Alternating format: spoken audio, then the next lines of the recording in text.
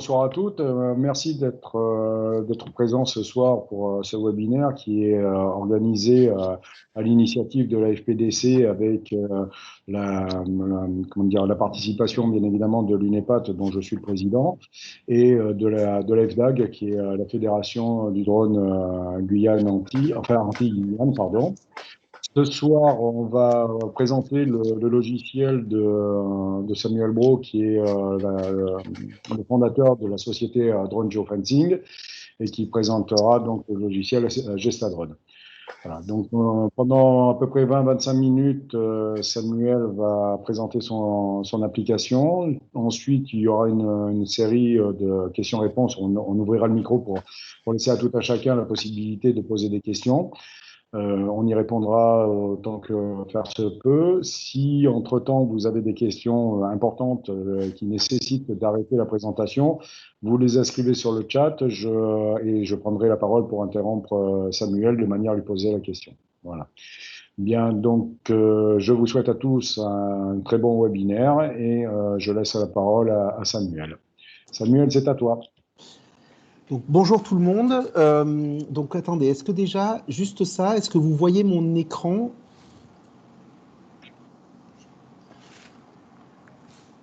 Pour ma part, oui. D'accord. Donc je vais... C'est bon pour vous? Donc voilà, donc en fait, la présentation va se passer en deux parties. Un tout petit PowerPoint et après une démonstration qui va durer à peu près 10 minutes, je pense, une grosse dizaine de minutes. Donc, Drone Geofencing, c'est... attendez, hop, voilà. Drone Geofencing, c'est une société qui a été créée en août 2019. On est 7 collaborateurs aujourd'hui, on est basé à Nîmes. Et en fait, on est membre du Conseil des drones civils et notamment, on travaille avec Thierry, Franck, Richard. On est dans le groupe de travail du MANEX. Donc en fait, qu'est-ce qu'on a fait? On a développé un logiciel de gestion d'activité de drone et de planification de mission. Donc en fait,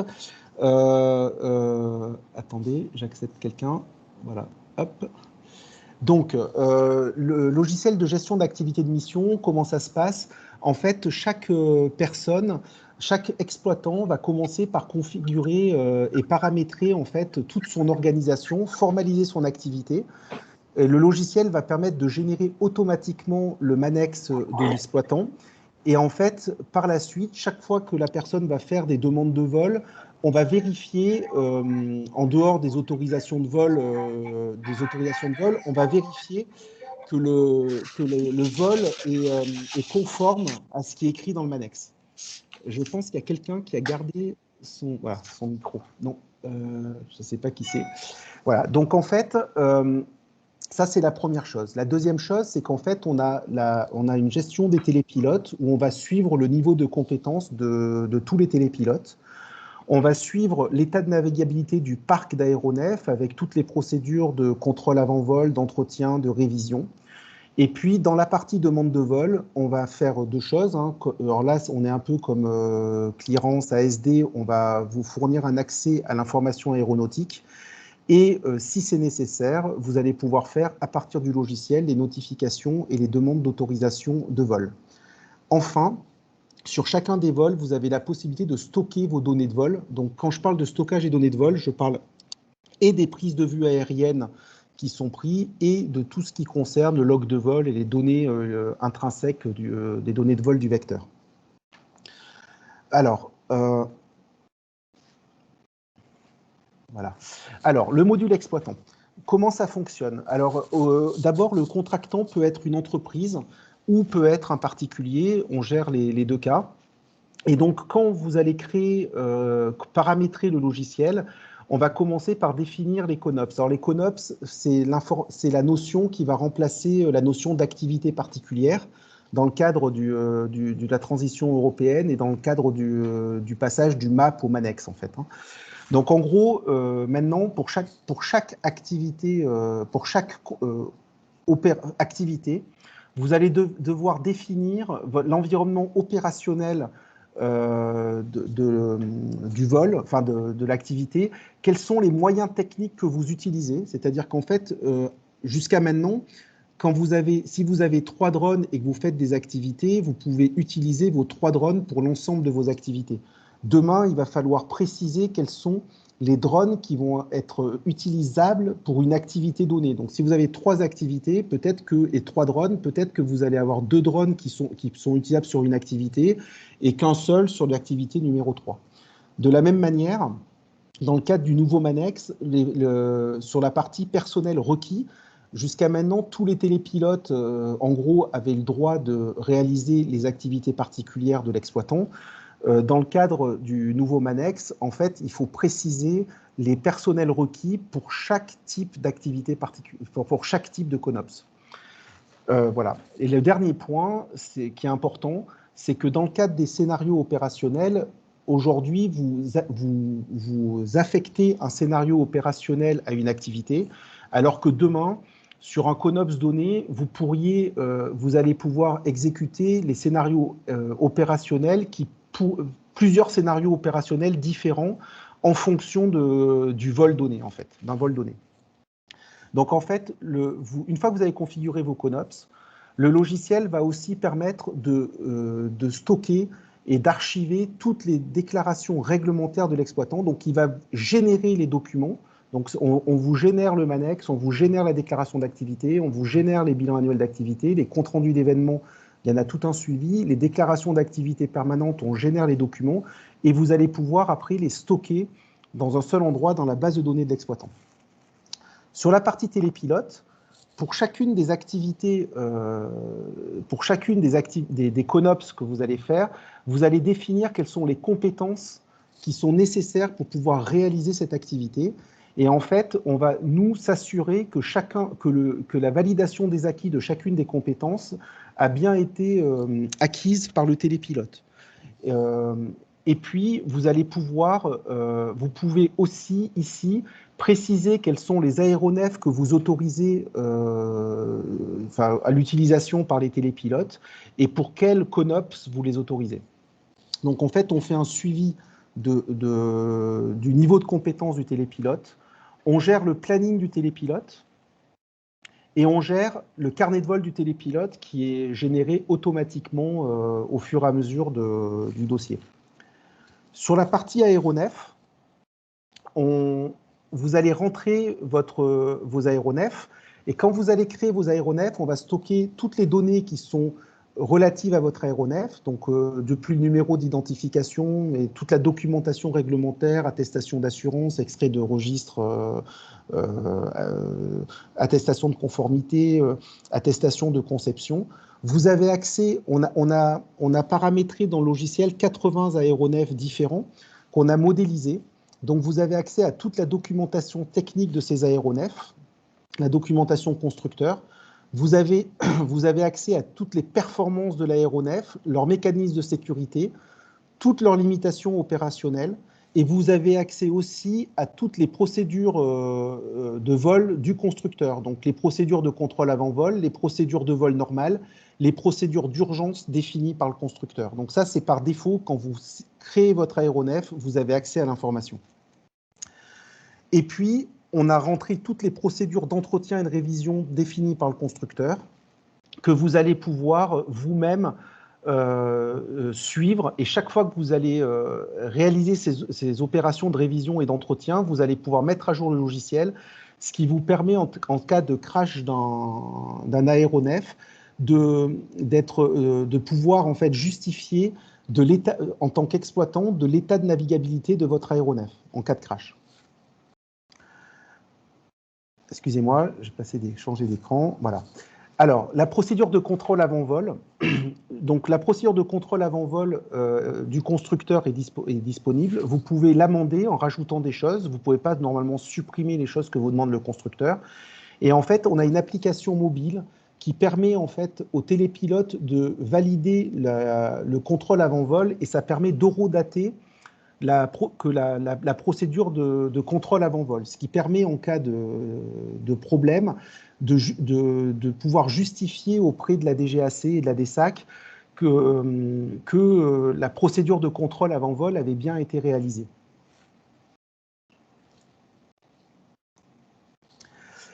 Et enfin, vous avez le module de demande de vol. Donc nous, en fait, on a une approche un tout petit peu différente de clearance ou de ASD. Je dis un tout petit peu différente. C'est que clearance, par exemple, fait une demande de vol et le vol est unitaire. Pour nous, en fait, on crée une mission dans le logiciel et à cette mission, on peut dire qu'elle va être exécutée au travers d'un vol ou de plusieurs vols. Et en fait, la mission, elle peut être exécutée par plusieurs télépilotes différents. Donc en fait, on regroupe les vols sous le cadre d'une mission, ce qui permet en fait, si vous avez une mission vis-à-vis d'un client, par exemple, je ne sais pas, vous devez faire une vidéo promotionnelle pour un client. Cette vidéo promotionnelle nécessite de faire 3 vols. Vous allez pouvoir rattacher à la mission les 3 vols et donc du coup, le client pourra voir l'état d'avancement de ce qu'il vous a acheté en fait. Et vous pourrez le suivre aussi. Ensuite, donc là, on est sur quelque chose d'assez classique. Pour chacun des vols, vous allez sélectionner le CONOP sur lequel vous allez exercer, vous allez réserver vos ressources, donc en termes de télépilote et en termes de drone. Vous pouvez, pour un vol donné, avoir plusieurs, au départ, faire votre demande de mission avec plusieurs aéronefs et décider au dernier moment de l'aéronef que vous utiliserez. Vous allez définir le personnel qui est autorisé sous la zone de vol. Vous allez créer, bien évidemment, en rentrant l'adresse, le rond rouge, en fait, c'est la distance horizontale maximale du scénario que vous avez choisi. Vous définissez votre zone de vol, c'est le polygone et la position du télépilote. Et après, le logiciel, donc ça sera ce qui sera disponible à partir de fin juillet. C'est en cours de développement. On a un partenariat avec ASD où en fait ASD nous fournit les données aéronautiques liées à la zone de vol. Donc en fait, vous allez avoir, je ne sais pas si vous avez vu la présentation la semaine dernière, mais en gros, ça sera à peu près la même manière dont ça sera présenté, c'est-à-dire que vous avez sur votre zone de vol, vous voyez les zones de restriction et vous voyez en fait toutes les restrictions, qu'elles soient notables ou qu'elles soient permanentes, liées à la zone de vol et à la date du vol. Et enfin, quand vous avez fini de décrire votre mission, le logiciel va automatiquement identifier toutes les démarches qu'il faut exécuter, qu'il faut réaliser pour pouvoir exécuter la mission, va vous remplir tous les CERFA qui sont associés à la demande, et vous allez avoir la possibilité, donc si c'est une demande qui doit partir sur Alpha Tango, ça va directement mettre à jour Alpha Tango. Si c'est vers une zone à statut particulier ou un espace aérien contrôlé, en fait, on va vous pré-remplir les CERFA. Et en fait, le logiciel ici va pouvoir vous dire si la documentation est complète, donc documentation complète en termes de documents ou en termes de contacts. Et après, vous allez pouvoir envoyer la demande. Et si la demande elle est en dehors des zones autorisées, en fait, le logiciel, la plateforme va garder la demande de vol le temps de rentrer dans la période de validité de la demande. C'est-à-dire comme vous avez le droit de faire une demande entre 5 jours et 30 jours, si vous la faites 45 jours avant, ben, vous allez la soumettre, le logiciel va le garder et les 30 jours avant, le logiciel va l'envoyer directement à l'autorité compétente. Vous avez la possibilité de suivre tous les mails qui sont échangés avec la zone à statut particulier ou l'EAC sont stockés dans le logiciel de manière automatique, puisque la demande elle est faite avec un mail spécifique. Chaque demande a un mail spécifique, ce qui nous permet d'archiver tous les échanges de mails avec l'autorité compétente. Et enfin, quand le vol aura été fait, vous allez pouvoir stocker vos demandes de vol sur le logiciel et vous allez pouvoir définir la politique de droit d'accès sur le contenu et donc dire quels sont les clients ou les personnes qui sont autorisées sur une période de temps limitée à accéder à l'information au téléchargement ou à la consultation. Voilà. Donc, voilà, donc là je vais passer, je vous ai présenté le logiciel dans ses grandes lignes. Je vous propose de vous présenter dans une démonstration.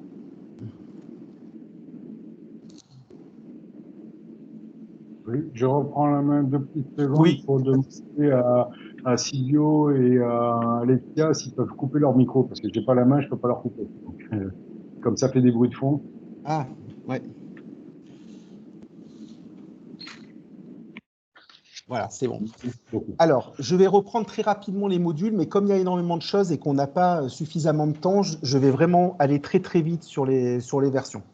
Donc là, vous avez les informations générales de l'entreprise. Ici, vous avez la possibilité de paramétrer votre compte Alpha Tango. Vous avez la possibilité que les données soient stockées sur vos propres serveurs ou elles sont stockées sur notre espace de stockage. Et vous avez la possibilité d'utiliser notre serveur de messagerie ou de configurer votre propre serveur de messagerie. Une fois, si vous avez plusieurs drones, plusieurs sites, vous allez pouvoir créer des sites. Pour chacun des sites, vous allez affecter des aéronefs et des télépilotes.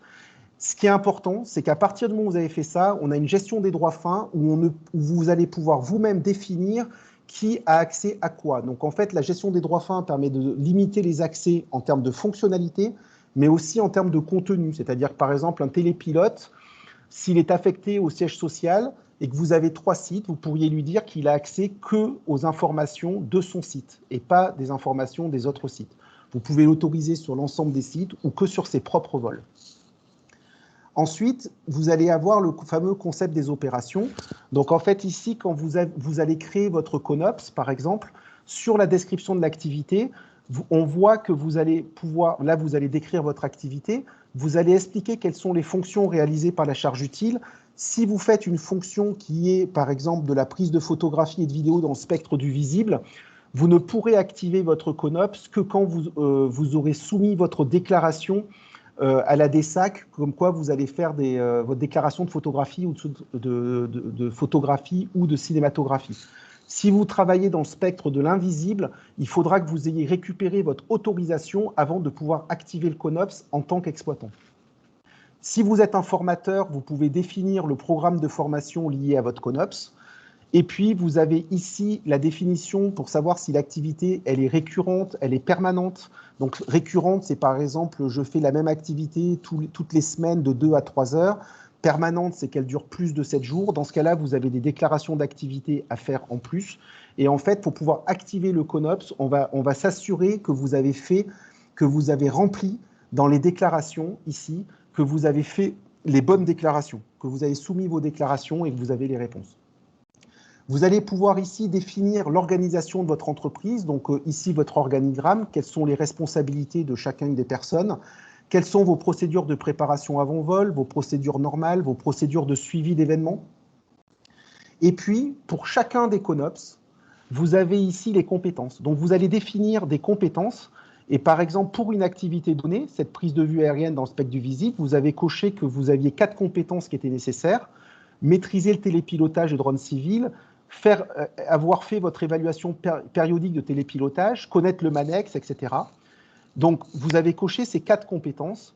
Et donc, nous, derrière, pour chacune de ces compétences, on va définir comment vous validez que la compétence a été acquise. Donc, est-ce que c'est un diplôme d'État? Et dans ce cas-là, lequel? Est-ce qu'il est permanent ou temporaire?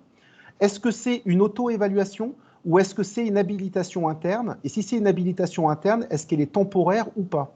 Et si jamais le télépilote ne valide pas, par exemple ici, tous les 6 mois, ne récupère pas son habilitation temporaire, il sera automatiquement suspendu parce que votre activité ne correspond pas à ce que vous avez écrit dans votre MANEX. Je vais passer sur la partie aéronef. Donc, sur la partie aéronef, là, bon, c'est le Mavic 2 Pro, hein, voilà, donc parce que c'est le drone que j'ai. Mais bon, là, vous allez stocker vos données d'identification. Vous allez affecter un drone à un site d'affectation. Et puis, à partir du moment où vous avez rentré le modèle du drone, vous allez, là, vous dites sur quel scénario vous êtes habilité à le faire. Moi, c'est que du S1. Là, vous allez retrouver toute la documentation de l'aéronef, c'est-à-dire en gros son extrait au registre des aéronefs civils, son attestation de conception, son attestation d'assurance. Là, vous avez toute la documentation du constructeur. Et puis ici, vous allez voir toutes les performances de l'aéronef. Donc, quels sont ces mécanismes de sécurité? Est-ce qu'ils sont redondants? Quelles sont ses performances opérationnelles? Donc, performance opérationnelle, sa masse à vide, la portée de sa radiocommande, sa distance maximale de déplacement, son plafond de service, son temps de vol maximal, etc. De quel capteur il est équipé? Donc, en fait, vous avez ici les caractéristiques de tous les capteurs du Mavic 2 Pro. Bon, là, c'est un capteur qui est intégré, mais vous avez les caractéristiques du capteur. Quelles sont ses limitations opérationnelles telles que définies par le constructeur? Quelle est sa stratégie, quelle est sa procédure de contrôle avant vol définie par le constructeur que vous pouvez amender pour la renforcer? C'est-à-dire si vous estimez que vous avez besoin de faire, parce que vous êtes dans un environnement sévère et que vous voulez faire un entretien d'avant-vol plus poussé, vous pouvez rajouter des étapes. Et là, on va stocker tous les historiques, enfin, ça va se stocker automatiquement, mais tous les historiques des phases de contrôle avant-vol. Donc là, vous voyez que la phase de contrôle avant-vol avait été, dans l'application, elle a été exécutée et validée à telle heure, tel jour. Ce qui fait que s'il y avait un crash de l'aéronef, vous pourriez justifier, et surtout l'exploitant pourra justifier à la DSAC et à la DGAC que la procédure avait été respectée, en fait. Vous avez ici la procédure de contrôle d'entretien du drone, la procédure de remplacement de pièces du drone, avec les dates à laquelle les historiques ont été faits. Vous avez ici le reporting du drone avec ses statistiques d'utilisation, son historique de vol et son utilisation par télépilote. Vous avez ici le planning du drone, ce qui vous permet de pouvoir gérer un équipement qui est mutualisé avec plusieurs télépilotes. Ici, au niveau de télépilote, je passe sur le troisième module, vous avez donc l'état civil du télépilote. Vous pouvez voir ici les compétences du télépilote. Donc, en fait, les activités, vous voyez que cette activité-là, il a le droit de l'exercer. Pourquoi il a le droit de l'exercer? Parce qu'en fait, il a renseigné dans les compétences, il a dit qu'il avait fait une évaluation le 1er juin et qu'en fait, son attestation d'auto-évaluation va expirer le 1er juin. Non, il a eu le 1er juin, pardon. Donc, vous voyez, quand ça va expirer, l'exploitant peut autoriser un télépilote à conduire un drone pour une activité donnée. Donc, ça vous permet de maîtriser en fait la manière dont le télépilote va utiliser vos drones. S'il y a des drones qui ont des capteurs qui sont très chers, vous pourriez vouloir les faire piloter que par des télépilotes expérimentés. Vous voyez ici l'historique des formations suivies par le télépilote et son plan de formation, son reporting, c'est-à-dire en termes de statistiques d'utilisation et d'historique de vol, et le planning du télépilote. Donc là, sur le reporting, ce que vous voyez là, c'est le carnet de vol du télépilote. Et donc, quand vous venez ici, vous avez le détail du vol. Et enfin, sur la partie demande de vol, donc quand vous allez avoir le drone, vous allez faire une mission. Sur cette mission, vous avez déterminé que vous alliez faire 2 vols, donc un pour survoler le chantier d'Alessaglo, le deuxième pour survoler le chantier de Nîmes. Quand vous allez aller sur le chantier de Nîmes, vous avez sélectionné ici votre CONOPS. Là, vous réservez votre ressource. Bon, comme j'ai qu'un drone, je peux en réserver qu'une, mais vous auriez pu en avoir plusieurs si vous avez plusieurs drones. Là, vous voyez la localisation du vol avec le lieu où le télépilote se trouve et le périmètre de vol de géofencing du drone. La partie restriction, c'est ce que je vous disais, en fait, on est en train d'intégrer le moteur d'ASD à l'intérieur du logiciel. Et puis, sur le personnel autorisé, vous allez indiquer quels sont les personnels que vous allez autoriser dans la zone. Une fois que vous avez fait ça pour tous vos vols, ici, vous allez pouvoir voir automatiquement quelles sont les démarches que vous devez effectuer. Là, je suis sur un scénario S1, mais en fait, ce que vous voyez, c'est que le télépilote n'avait pas fait sa déclaration d'activité de photographie, parce qu'il faut que la déclaration d'activité de photographie doit être faite et par l'exploitant et par le télépilote. Donc là, elle n'a pas été faite par le télépilote. Sur le chantier de Nîmes, vous voyez qu'il faut faire aussi une déclaration de personnel autorisé dans la zone de vol. Quand vous venez là, vous voyez toutes les documentations qu'il faut réaliser, les documents annexes qu'il faudra fournir par direction. Et en fait, vous voyez le destinataire. Le logiciel a automatiquement généré tous les CERFA. C'est ce que vous voyez ici. Les destinataires, vous voyez que c'est complet. Si vous voulez, s'il était incomplet, vous pourriez rajouter un nom de contact. Dans ce cas-là, le nom de contact sera directement utilisable pour votre demande de vol. Il va aller dans notre cellule de modération et nous, on pourra mettre à jour notre base de données pour pouvoir ajouter ce contact. Et après, ici, vous allez pouvoir envoyer votre demande. Donc là, vous voyez que la demande, elle est complète, mais elle n'a pas été envoyée. Si elle avait été envoyée en dehors des délais légaux, ben là, vous auriez marqué envoyé et date de soumission, ça serait en attente. Et après, vous avez ici la date réelle d'envoi. Vous allez pouvoir suivre tous les échanges de messagerie qui ont eu lieu sur cette demande de vol.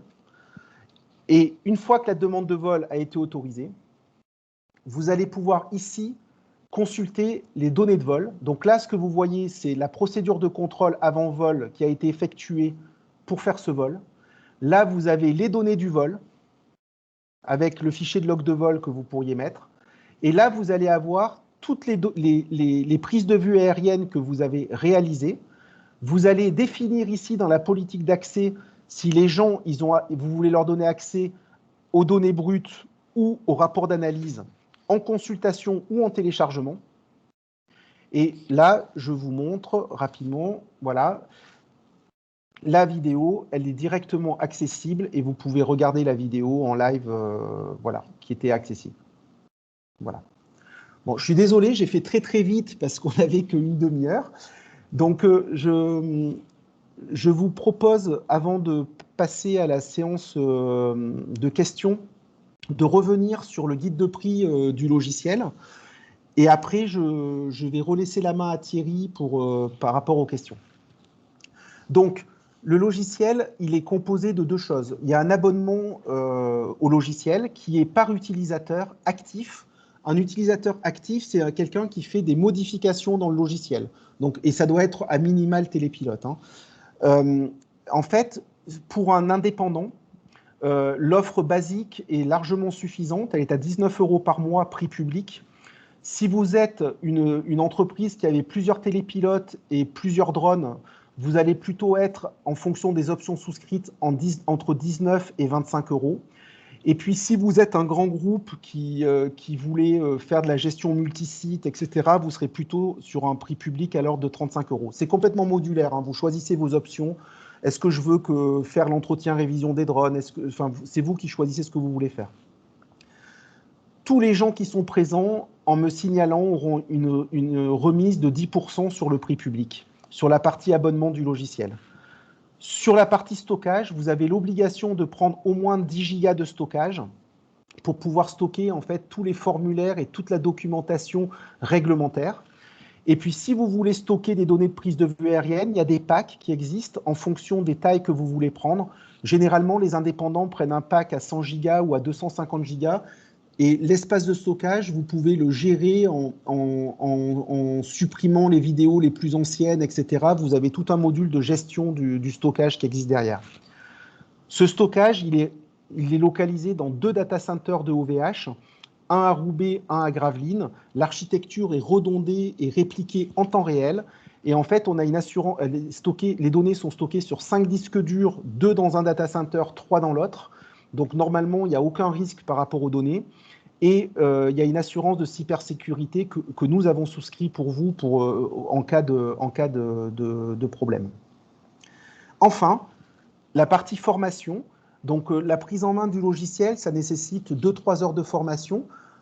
Cette formation peut être assurée soit par nous, soit par la société Aeropixis, dont j'ai mis les contacts dessous. Pour ce qui est du paramétrage du logiciel, c'est nous qui nous en occupons sur la base du MANEX que vous nous aurez communiqué. Et en fait, cette prestation, elle est offerte dans le cadre pour les adhérents de l'UNEPAD, du FPDC et du FDAG.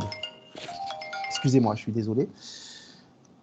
Et voilà, je pense que j'ai fini la présentation. Merci Samuel. Donc, on a Fabien qui a posé une question. Quand on parle de personnes autorisées dans la zone, il s'agit de télépilotes ou de toute personne. Alors, de toute personne comme les clients ou les personnes qui ont signé. Donc, voilà. Donc, Est-ce que tu peux répondre déjà à cette question-là? Oui, en fait, quand vous faites voler, quand vous allez définir votre balisage au sol, s'il y a des gens qui doivent être dans la zone de vol, vous devez normalement faire une déclaration, je ne veux pas dire de bêtises, mais je crois que c'est en préfecture pour dire qu'il y aura des gens. Donc ça peut être le cadreur, par exemple, ça peut être, ou ça peut être un client, mais en tout cas, les noms doivent être indiqués et vous devez avoir normalement comment dire, une attestation de leur part qui sont au courant des risques, etc. Bien. Est-ce qu'il y a d'autres questions, éventuellement sur le fonctionnement du logiciel?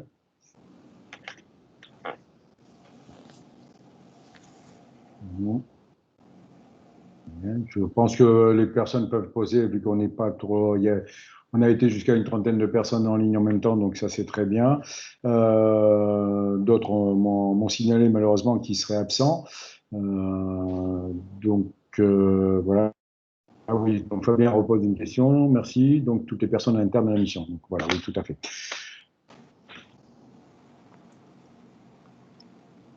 Donc on peut peut-être ouvrir les micros de ceux qui veulent parler, puisqu'il n'y a pas trop de monde non plus. Donc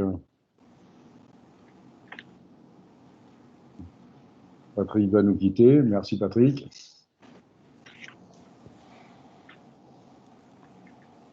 En tout cas, si vous voulez qu'on vous fasse une présentation un peu plus longue pour mieux rentrer dans les détails, il n'y a aucun souci. Hein. Je me tiens à votre disposition. Alors Benoît te pose la question de savoir combien de missions enregistrées jusqu'ici.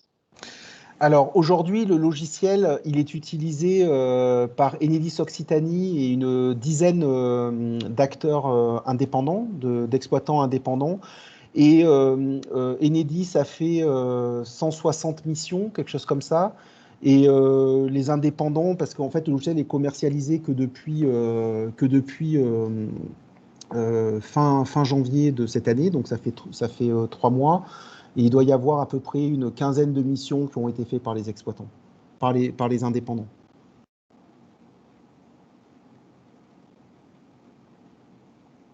Alors, Franck Pixwing nous demande la durée de l'engagement minimum.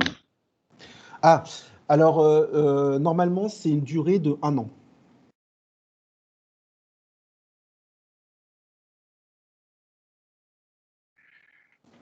Voilà, donc Francine te remercie pour ta présentation, qui te dit que c'est un bel outil d'intégration pour l'économe Semanex, voilà, qui est très pertinente. Merci Francine.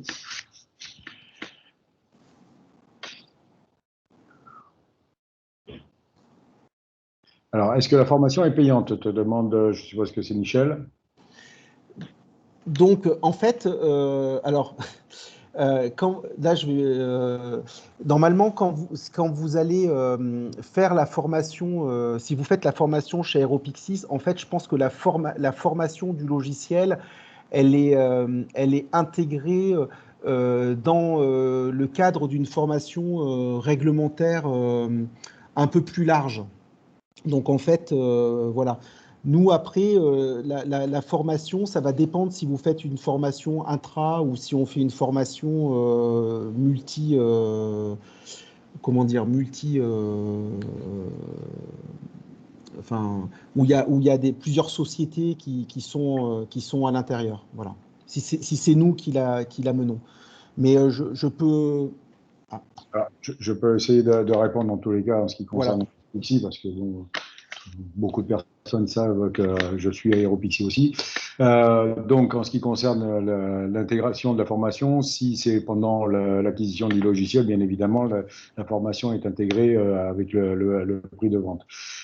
Si par contre c'est dans le cadre d'autres formations de type Sora ou autre, donc pas de problème, ça fait partie de la formation, donc c'est transparent. Voilà. Alors, j'ai un drone pyramide qui me dit bonsoir, intéressé, je vais remplir une demande sur votre site. Donc, voilà, c'est Fabrice qui vient de te dire ça, donc il a rempli une demande sur ton site directement. D'accord. Bah, très bien. Alors, est-ce qu'il y a des conditions générales? Je vous recontacterai du coup lundi si ça vous va pour qu'on puisse faire une présentation plus précise. Et en fait, vous avez des conditions générales de vente qui sont assorties à l'outil. Et pour ceux qui sont intéressés, je peux leur envoyer les conditions générales. Mais en gros, les conditions générales qui sont définies, elles disent que le logiciel, la propriété intellectuelle appartient à Drone Geofencing et que c'est pas parce que vous utilisez que vous êtes propriétaire du logiciel. Et, et voilà. Donc il n'y a pas de, il y a pas de, il y a pas de clause compliquée, enfin très compliquée. Après, oui, l'abonnement est complètement premium. Ça veut dire qu'en fait s'engage sous forme d'option. Donc vous pouvez partir avec une option à 19 euros, enfin 19 euros plus 1 euro, donc 20 euros. Et si vous voulez rajouter des options supplémentaires, vous pouvez les sélectionner en cours de route et ça ne modifie pas la durée d'engagement. C'est-à-dire qu'en gros, si au bout de 6 mois, vous prenez une option supplémentaire et que vous aviez pris un contrat de 1 an, la totalité, vous pourrez partir au bout de 6 mois, quoi. Enfin, je veux dire, ça renouvelle. Enfin, c'est pas parce que vous prenez des options supplémentaires qu'on ne rallonge pas l'engagement, la durée d'engagement.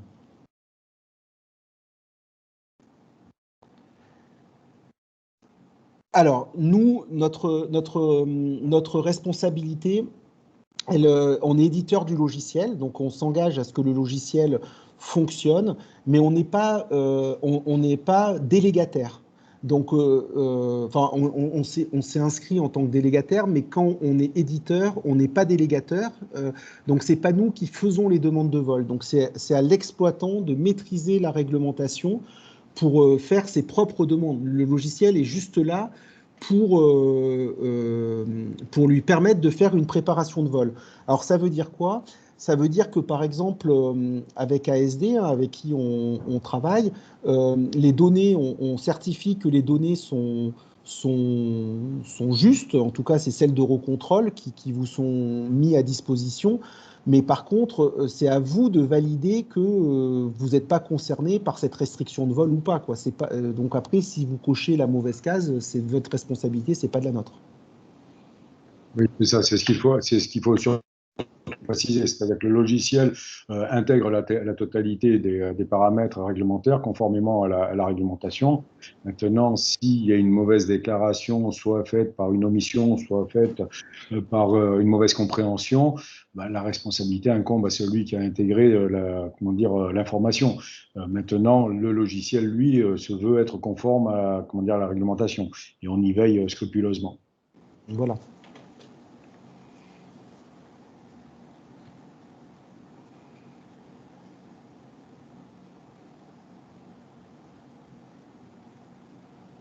Voilà, donc je ne sais pas s'il y a encore d'autres questions sur le mode de fonctionnement ou sur la disponibilité. Donc,